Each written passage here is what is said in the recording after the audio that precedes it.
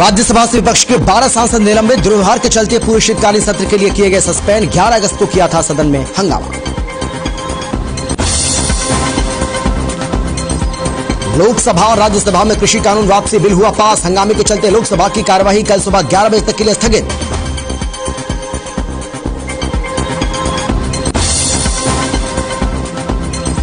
संसद के शीतकालीन सत्र से पहले बोले पीएम मोदी, संसद का यह सत्र बेहद महत्वपूर्ण। सदन में सवाल भी हो, शांति भी हो, सरकार हर मुद्दे पर खुली चर्चा को तैयार।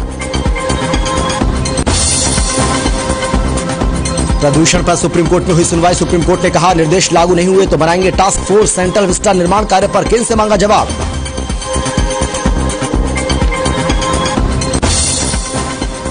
कैप्टन अमरिंदर ने सीएम मनोहर लाल से की मुलाकात। कहा, यह एक आम मुलाकात थी, पॉलिटिकल एजेंडे पर नहीं हुई कोई बात।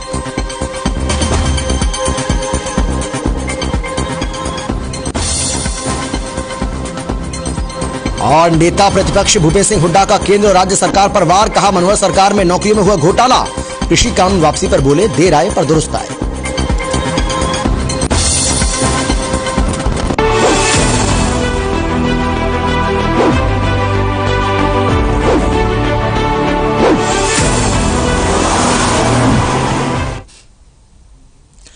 नमस्कार, आप देख रहे हैं हर खबर हरियाणा और आपके साथ मैं हूं अमित शर्मा। वक्त है कालका से समारखा का।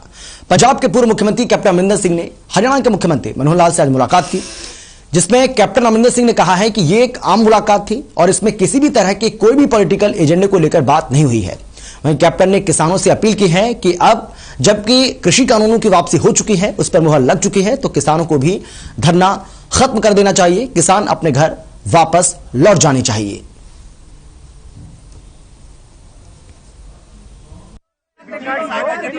This was a simple courtesy meeting जो मैंने खट्टर साहब से 2-3 बार टेलीफोन पे हमारी बात हुई, तो मैंने उनको बोला था जिस दिन फ्री हो गए मैं आके I'll come and visit with you.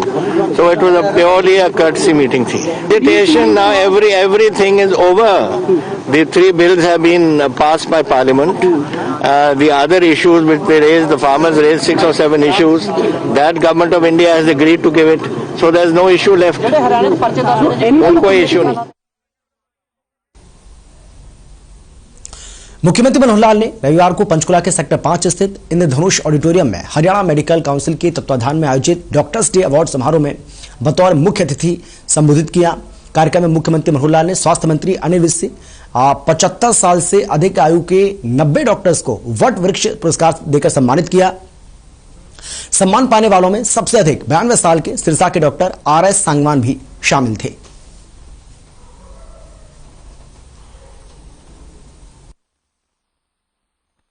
देश के प्रधानमंत्री ने आह्वान किया कि वेलनेस सेंटर्स खोलो और उसमें आयुर्वेद का उपयोग करो, अन्य विधियां जितनी थेरेपीज हैं उनका उपयोग करें। गांव गांव में योगा वेलनेस सेंटर्स, ये शरीर की जो बीमारी है वो लगे ही नहीं उसको। अभी एक्सीडेंटल कोई बीमारी होती है अलग बात है, यानी कोई चोट लगती है अलग बात है, लेकिन यानी शरीर हमारा जो दीर्घायु हो और स्वस्थ रहे। आज भी बहुत लोग ऐसे मिलते हैं उनको गांव में दूर दराज, यानी बड़ी आयु के 70 साल 75 साल 80 साल, जो बताते हैं कि मैंने कभी आज तक एक गोली नहीं ली है, इंजेक्शन की तो बात दूर है, कभी अस्पताल का डॉक्टर का मुंह नहीं देखा है। ऐसे लोग मिल जाते हैं कदू का। तो ये संख्या क्यों ना बढ़े? तो वेलनेस सेंटर्स की ओर भी हम आगे बढ़ रहे हैं और उसमें प्रिवेंटिव वाली जो बात कही है उसमें हमारा सबका भी उपयोग उसमें होगा। मेडिकल काउंसिल बहुत अच्छा काम कर रही है। इस कार्यक्रम से पहले भी मुझे इनके एक कार्यक्रम में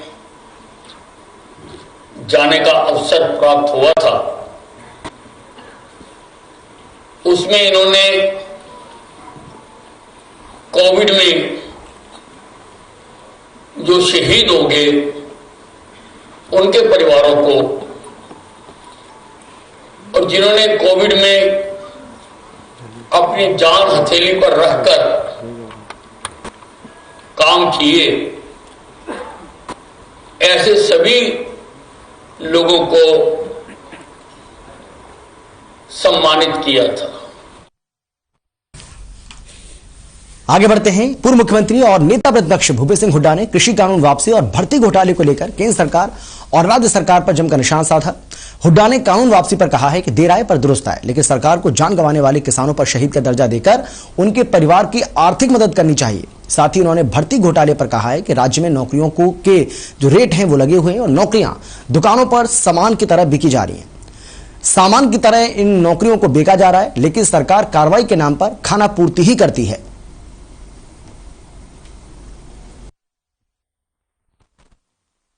It is better to be late than never। ये हुआ, देरी करी पर दुरुस्त आए, क्योंकि हमने पहले दिन से कहा था कि ये कानून किसानों के हित के नहीं है। हालांकि कोई पार्टी ने तब नहीं करी थी इनकी, तो ये उसी टाइम विड्रॉ कर लेना चाहिए था। इतनी जो जाने गई हैं किसानों की 700 से ज्यादा, इतना नुकसान हुआ है, वो नहीं होता। और जो जिन लोगों की जान गई है उनको कंपनसेशन देना चाहिए और उनके घर में एक एक नौकरी देनी। नौकरियों का मामला, ये पारदर्शिता से नौकरी दे रहे हैं, हम मेरिट पे दे रहे हैं, उसकी पोल खुली है, बिल्ली थैले से बाहर आ गई और पारदर्शिता मेरिट नोटों की टचिंग बंद आ गई। ये साबित हो गया। मैंने पहले कह रहा था कि इन्होंने जो नौकरियां जो लगाई हैं वो जो है जैसे परचून की दुकान में परचून बेचते हैं ना, इस तरह नौकरियों के भाव लगे हुए थे और इस तरह बिके। और आपने देखा एसएस कमीशन में, सबॉर्डिनेट सर्विस कमीशन में भी ऐसा ही हुआ। चेयरमैन सस्पेंड हुआ, उस टाइम बहुत सारे लोग पकड़े गए उनके। इसी प्रकार से एचपीएससी में, अब एचपीएससी की जिम्मेवारी तो चेयरमैन की होती है, चेयरमैन तो वही है, तो जांच कैसे होगी।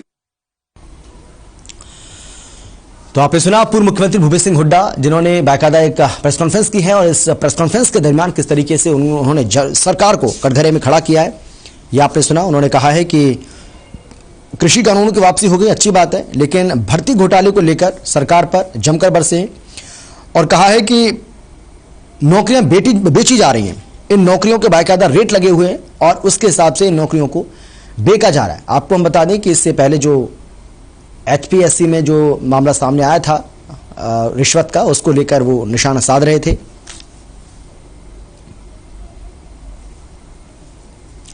और चंडीगढ़ से हमारे संवाददाता रवि चंदेल हमारे साथ जुड़ गए ज्यादा जानकारी के साथ। रवि, कहीं ना कहीं कांग्रेस जो है, यानी कि जो विपक्षी पार्टी है, वो इस मसले को भुनाने की पूरी कोशिश कर रही है और यह वजह है कि बाकायदा इसके लिए प्रेस कॉन्फ्रेंस तक करते हैं पूर्व मुख्यमंत्री भूपेश सिंह हुड्डा, जिसमें वो कहते हैं कि नौकरियों के रेट तय हैं और रेट के हिसाब से ही नौकरियों को बेचा जा रहा है।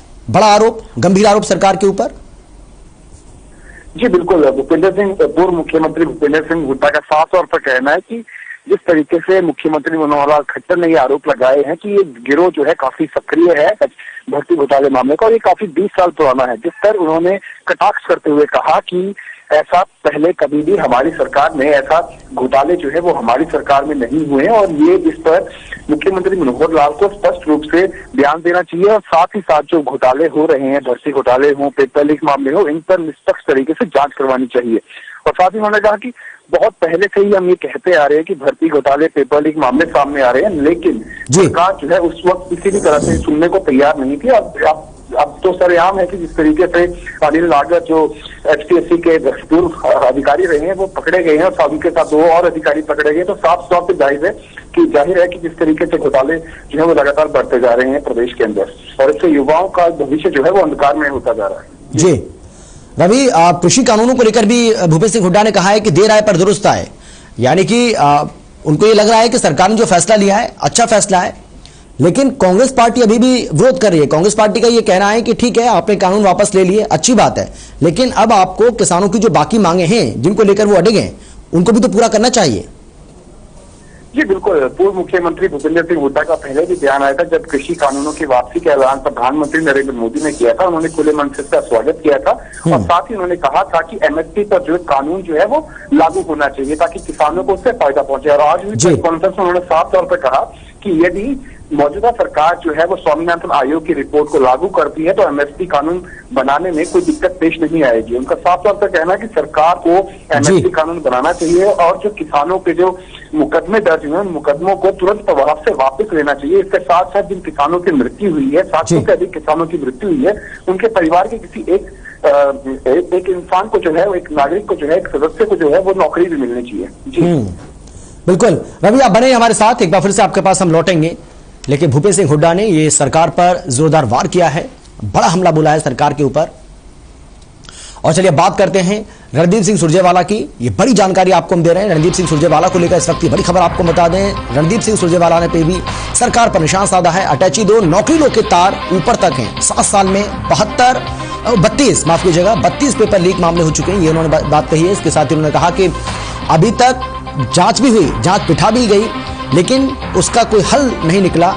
ये गंभीर आरोप यहां पर रणदीप सिंह सुरजेवाला ने लगाए हैं, जो कि कांग्रेस पार्टी के महासचिव हैं और मुख्य प्रवक्ता हैं कांग्रेस पार्टी के। उनकी ओर से ये बड़े और गंभीर आरोप सरकार के ऊपर लगाए गए। सरकार आरोपियों को बचा रही है, ये भी उन्होंने कहा। इसके साथ ही रणदीप सिंह सुरजेवाला की ओर से बाकायदा एक प्रेस कॉन्फ्रेंस की गई है, उसमें कहा कि अटैची 2 नौकरी लो के जो तार हैं वो ऊपर तक हैं और 7 साल में 32 पेपर लीक मामले सामने आ चुके हैं। परिणाम तक अभी तक कोई भी जांच नहीं पहुंची है, ये भी आरोप रणदीप सिंह सुरजेवाला की ओर से लगाया गया। रवि चंदेल लगातार हमारे साथ बने हुए हैं, हमारे संवाददाता। रवि, पहले भूपेश सिंह हुड्डा और उसके बाद रणदीप सिंह सुरजेवाला, जिस तरीके से ऐसा लग रहा है कि दोनों ने वार किया है सरकार के ऊपर कि सरकार इस मसले को किसी भी तरीके से, क्योंकि सरकार की ओर से बार बार कहा जा रहा है कि अगर कोई भी ऐसा मामला सामने आ रहा है तो हम उस पर कार्रवाई कर रहे हैं, बख्शा नहीं जाएगा जो भी आरोपी हैं, जो दोषी हैं। लेकिन कांग्रेस पार्टी इस मुद्दे को किसी भी तरह से भुनाना चाहती है। कांग्रेस पार्टी चाहती है कि इस मुद्दे पर सरकार को घेरना चाहिए और लग रहा है कि आने वाले समय में जब विधानसभा का शीतकालीन सत्र शुरू होगा तब भी ऐसा लग रहा है कि कांग्रेस पार्टी इस मुद्दे को जोरदार तरीके से उठाने की कोशिश करेगी। जी बिल्कुल, आगामी विधानसभा सत्र जो 17 दिसंबर से शुरू होने जा रहा है, उस सत्र के दौरान भी कांग्रेस जो है वो इस मुद्दे को भुनाने की कोशिश करेगी। और आज की जो प्रेस कॉन्फ्रेंस थी कांग्रेस के राष्ट्रीय महासचिव रणदीप सुरजेवाला की, उन्होंने साफ तौर पर कहा कि ये सरकार जो है अटैची 2 पैसे लो मामले पर जो है वो भर्तियां कर रही है। उन्होंने खट्टर सरकार को कटघरे में खड़ा करते हुए साफ तौर पर कहा कि जिस तरीके से विजिलेंस और पुलिस विभाग जो कार्रवाई कर रहा है उससे साफ दिख रहा है कि कहीं ना कहीं केस को जो है रफा दफा करने की कोशिश की जा रही है। अदालत के समक्ष जो है वो पुख्ता सबूत जो है वो विजिलेंस नहीं उन्हें सौंप पा रही, जिस वजह से जो रिमांड है आरोपियों की, अगर हम बात करें अनिल नागर की बात करें, अश्विनी शर्मा की बात करें या नवीन की बात करें, ये इनके खिलाफ जो है पुख्ता सबूत विजिलेंस जो है वो अदालत के समक्ष पेश नहीं कर रहा, जिस वजह से उन्हें रिमांड नहीं मिल पा रहा। और उन्होंने एक बात फिर से तवज्जो इस ओर दी है कि जिस तरीके से मुख्यमंत्री मनोहर लाल खट्टर ने कहा कि 1 करोड़ 7 लाख रुपए उनके घर से बरामद हुए, उन्होंने साफ तौर पर कहा कि मुख्यमंत्री खुद कटघरे में शामिल हुए, जिसके बाद विजिलेंस ने आकर उन्हें कहा कि ये पैसे उनके घर से नहीं बल्कि एचपीएससी विभाग से जो है वो बरामद किए गए हैं। तो इन तमाम मुद्दों को लेकर जो है लगातार विपक्षी दल जो है वो लगातार जो है सरकार को घेरने की कोशिश कर रहा है और इस मुद्दे को भुनाने की कोशिश भी कर रहा है। उनका साफ तौर पर कहना है कि यदि इसी तरह से सरकार जो है वो मामलों को रफा दफा करती रही तो युवाओं का जो भविष्य है वो अंधकार में होता जा रहा है। और उन्होंने एक एग्जाम्पल देते हुए कहा कि 2018 में भी ऐसा ही एक मामला सामने आया था, लेकिन उनके आरोपी जो है वो आज खुले में घूम रहे हैं। तो इससे साफ जाहिर है कि सरकार जो है वो घोटालों पर जो है बिल्कुल भी संजीदगी से जांच नहीं कर रही है, जिस वजह से मामले जो है रफा दफा हो रहे हैं। जी चलिए, बहुत शुक्रिया आपका रवि चंदेल इस तमाम जानकारी के लिए।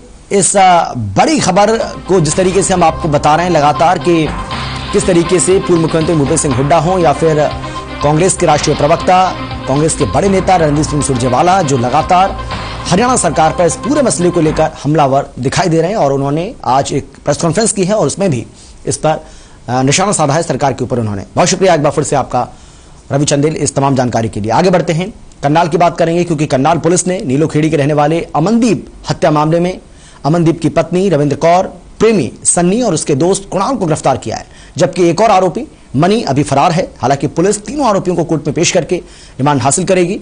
पुलिस ने बताया है कि रविंद्र कौर उर्फ रिम्पी का अंबाला के सन्नी से स्कूल के समय से प्रेम प्रसंग चल रहा था, जो शादी के बाद भी जारी रहा, और इसी के चलते अमनदीप की पत्नी और उसके प्रेमी ने जाल बिछाकर अमनदीप की हत्या कर दी।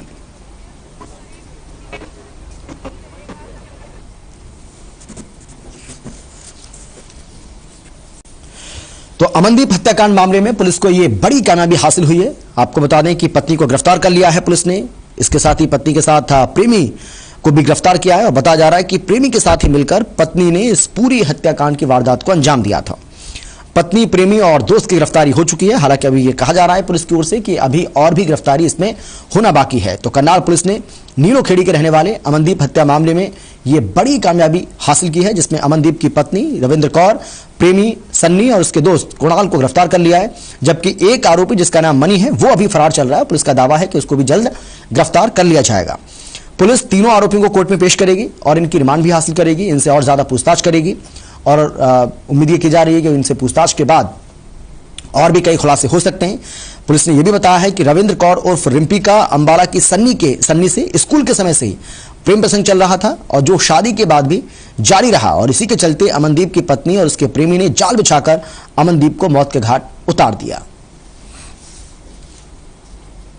तो अपने आप में बेहद चौंकाने वाला यह मामला करनाल से सामने आया था, लेकिन अब पुलिस ने इस मामले में 3 आरोपियों को गिरफ्तार कर लिया है। हालांकि बताया जा रहा है कि अभी भी एक आरोपी जिसका नाम मनी है वो फरार चल रहा है और पुलिस उसके लिए भी धरपकड़ कर रही है। उसको भी गिरफ्तार करने की कोशिश पुलिस की ओर से लगातार की जा रही है।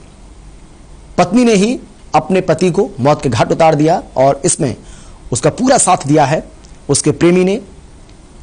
प्रेमी का एक जो साथी है उसने जाल बिछाकर इस पूरी हत्याकांड की वारदात को अंजाम दिया गया। बताया जा रहा है कि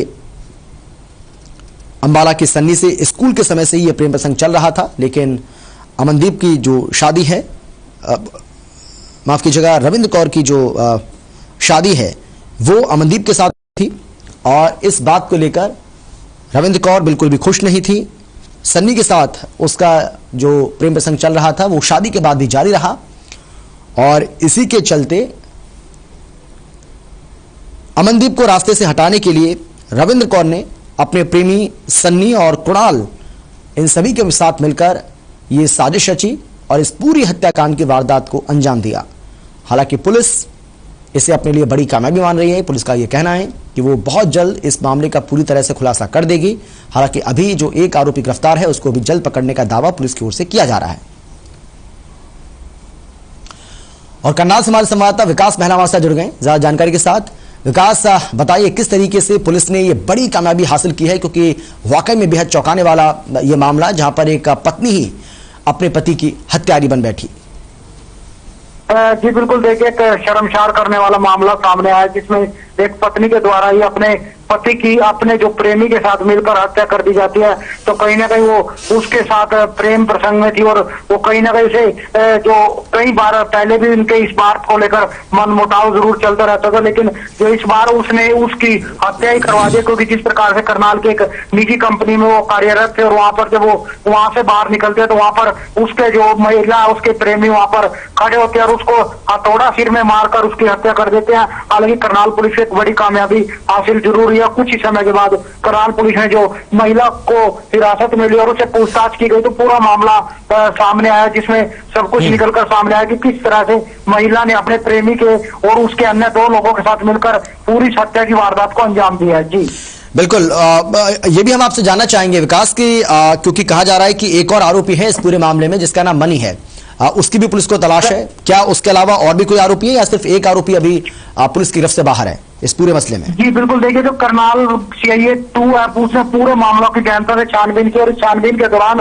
उन्होंने हालांकि 2 आरोपियों और महिला को गिरफ्तार कर लिया, लेकिन जो ड्राइवर गाड़ी का था जो उनके साथ पूरे मामले में इन्वॉल्व था वो यहाँ से फरार होकर छत्तीसगढ़ भाग गया और वहां पर पुलिस की कुछ टीमें जरूर भेजी गई है। तो कहीं ना कहीं जो पुलिस का कहना है जल्द ही उसे भी गिरफ्तार कर लिया जाएगा। हालांकि आज इन्हें कोर्ट में पेश कर रिमांड पर लिया गया ताकि इनसे गहनता से पूछताछ की जा सके कि कोई और इनके साथ कौन कौन लोग शामिल थे और इन्होंने जो इसमें वेपन यूज किया गया था, हथौड़ा और चाकू यूज किया गया था, उन्हें बरामद किया जा सके। जी चलिए, बहुत शुक्रिया आपका विकास, इस तमाम जानकारी के लिए आपका बहुत धन्यवाद। और चलिए खबरों में आगे बढ़ेंगे और अब बात करेंगे हैं अंबाला की, क्योंकि अंबाला शहर की रेलवे लाइन पर एक अज्ञात शव मिलने से सनसनी फैल गई।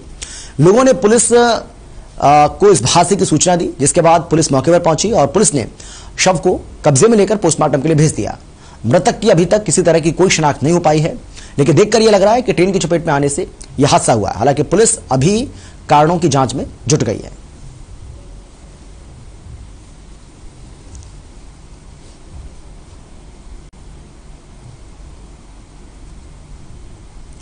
देश में तीसरी लहर की संभावनाओं के बीच स्वास्थ्य विभाग ने जहां अलर्ट जारी किया है, वहीं संभावित तीसरी लहर से लड़ने के लिए वैक्सीन जरूरी बताई जा रही है।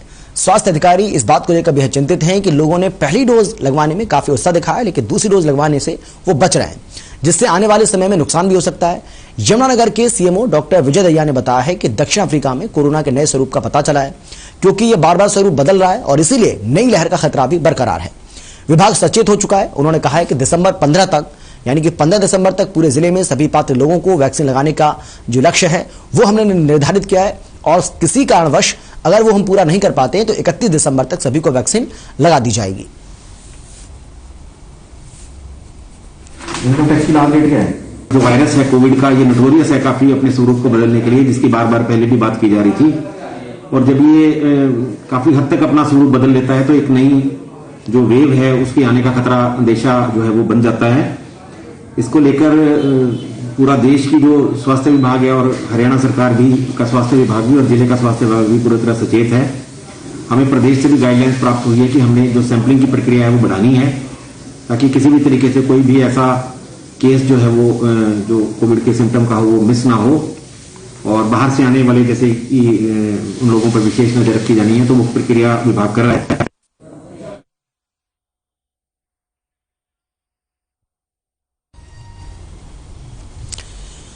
तो जिस तरीके से ओमिक्रॉन ने कई देशों में दस्तक दे दी है, जिसमें कनाडा है, ब्रिटेन है, इसके साथ ही दक्षिण अफ्रीका के कई देशों में यह फैल चुका है, और इसी को लेकर अब देश में भी अलर्ट जारी किया गया है।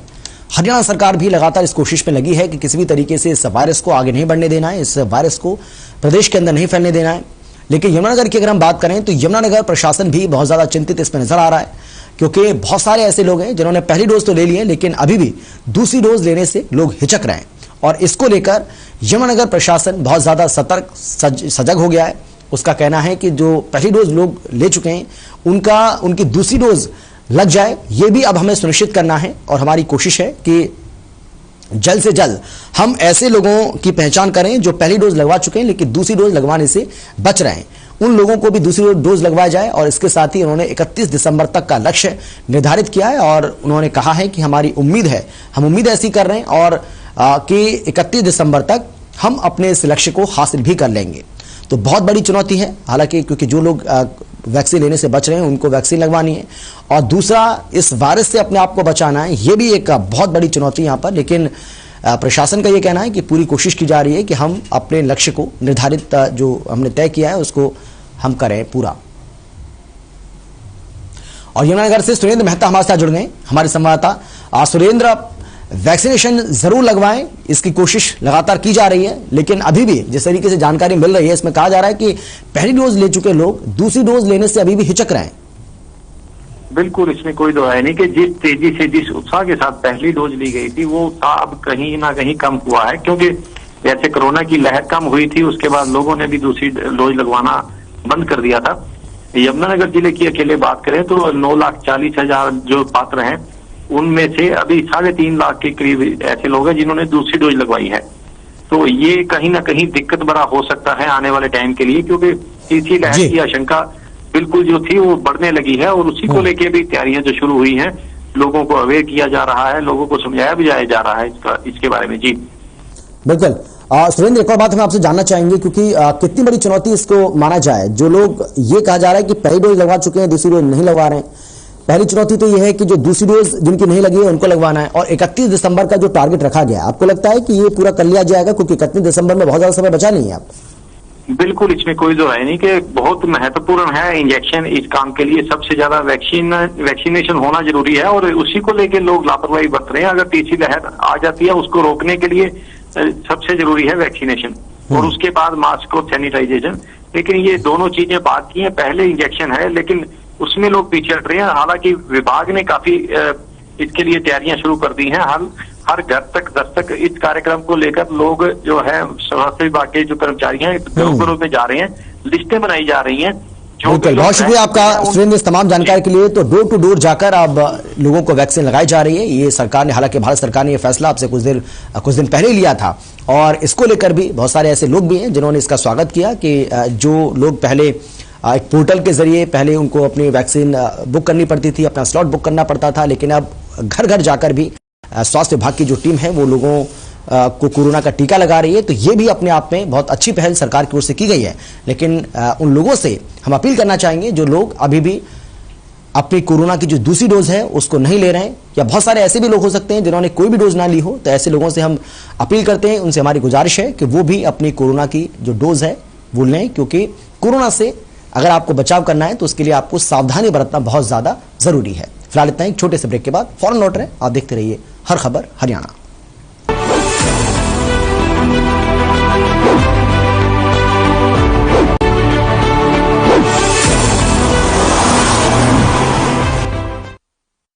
Action Desert